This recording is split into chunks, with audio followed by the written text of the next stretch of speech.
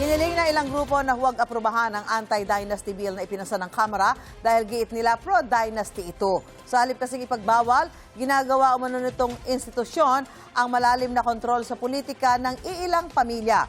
Inaasahan tatalakayin niya sa special session ng Senado ngayong araw. May unang balita si Maki Pulido. Sa pagtawag ni Pangulong Bongbong Marcos ng special session ng Kongreso, isa sa mahalagang panukalang nais niyang maipasasana ang isang anti-political dynasty law. Bagay na nakasaad sa saligang batas pero hindi maipasapasa ng Kongreso sa loob ng 40 taon. Kaya sa politika sa Pilipinas, merong mga lugar kung saan iisang pamilya ang humahawak ng iba't ibang pwesto. Halimbawa, governor ang isa, congressman ang kanyang asawa at mayor ang kanyang anak. Pero sa isang pahayag ng multi-sectoral groups, mariin nilang tinututulan ng House Bill 8389 na ipinasa ng Kamara sa third and final reading.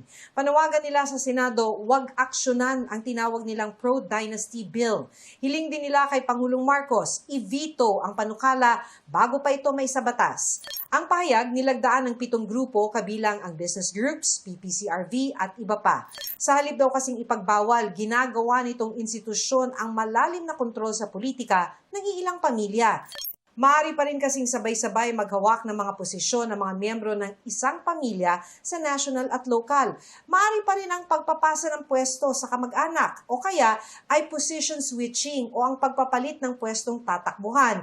At walang restriction ang lagpas sa second degree na magkakamag-anak. Nagbabala rin ang Makabayan Bloc sa Kamara laban sa kasalukuyang bersyon ng panukala. Hindi raw kasi nito tahasang ipinagbabawal ang political dynasty.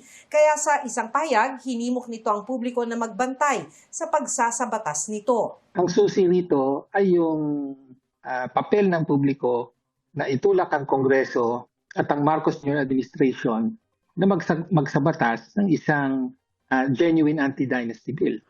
Sabi ng political analyst na si Professor Jean Encinas Franco, mas mabuting huwag na itong may sa batas hanggat may tunay na batas na masosolusyonan ng paghahari ng iisang angkan. Ito ay demonstration ng kanilang mahigpit na pagyakap sa sistema ng political dynasty at hindi nila ganun na lang pwedeng bitawan ito.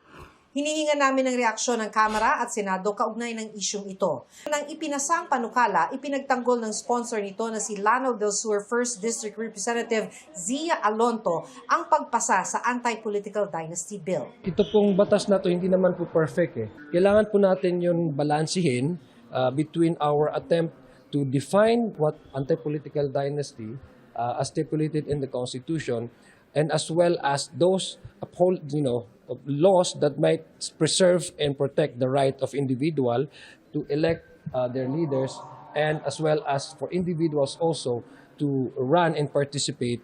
Ito ang unang balita, Maki Pulido, GMA News.